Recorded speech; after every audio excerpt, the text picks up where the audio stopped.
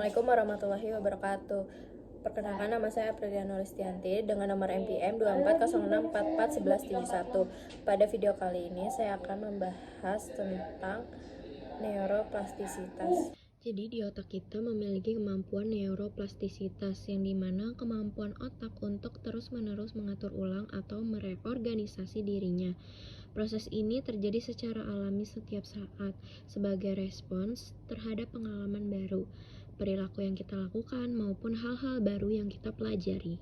Selanjutnya ada revolusi neuroplastisitas yang dimana otak selalu berubah. Otak manusia tuh ternyata jauh lebih dinamis dari yang dulu kita bayangkan. Nah, dulu tuh banyak orang percaya bahwa setelah melewati masa remaja, otak menjadi statis dan tidak dapat berubah lagi. Namun, pandangan ini terbukti keliru berkat kemajuan penelitian di bidang neuroscience. Perubahan ini bisa bersifat positif maupun negatif. Misalnya, otak bisa menjadi lebih baik ketika kita belajar keterampilan baru atau melatih kebiasaan yang positif. Tetapi juga bisa memperburuk akibat stres atau kebiasaan buruk yang terus berulang.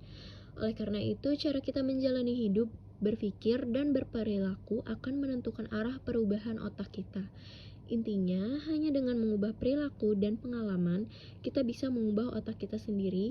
Tidak ada obat atau cara instan yang bisa menggantikan proses ini. Selanjutnya ada mekanisme pembelajaran dan bahayanya stres. Proses belajar pada dasarnya itu melibatkan perubahan kimia dan struktur di dalam otak.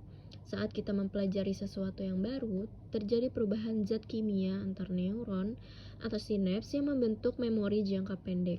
Namun, agar informasi tersebut menjadi memori jangka panjang, otak memerlukan perubahan fisik pada koneksi antar neuron. Nah, proses ini tuh disebut konsolidasi dan terjadi terutama saat kita tidur.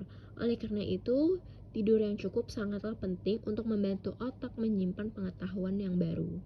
Namun ada satu hal yang bisa sangat menghambat proses ini, yaitu stres kronis. Saat kita mengalami stres berkepanjangan, tubuh menghasilkan hormon kortisol dalam jumlah tinggi. Kortisol yang berlebih dapat merusak kemampuan otak untuk membentuk memori baru dan mengganggu konsentrasi. Selain itu, kortisol juga menekan produksi BDNF, Brain Derived Neurotrophic Factor, yaitu protein penting untuk mendukung pertumbuhan neuron dan plastisitas otak. Semakin tinggi kadar kortisol, semakin menurun kemampuan belajar kita. Untuk menjaga keseimbangan, otak juga perlu waktu istirahat, mengizinkan pikiran mengembara. Misalkan saat kita melamun atau beristirahat sejenak, justru membantu otak untuk memproses informasi dan meningkatkan kreativitas.